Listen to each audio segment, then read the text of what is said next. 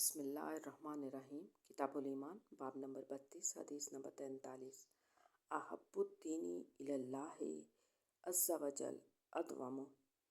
ترجمہ: اللہ کو دین کا وہ عمل بہت پسند ہے جو ہمیشہ کیا جائے۔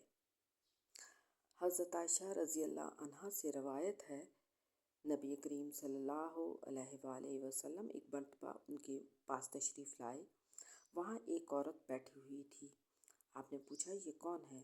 حضرت عائشہ رضی اللہ عنہا نے کہا، یہ فلاں عورت ہے، اور اس کی کثرت نماز کا حال بیان کرنے لگی۔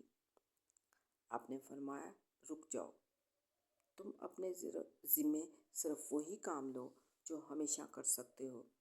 اللہ کی قسم، اللہ تعالیٰ ثواب دینے سے نہیں اکتاتا۔ تم ہی عبادت کرنے سے تھک جاؤ گے، اور اللہ تعالیٰ کو سب سے زیادہ محبوب اطاعت کا وہ کام ہے جس کا کرنے والا اس پر ہمیشگی کرے۔ صحیح البخاری۔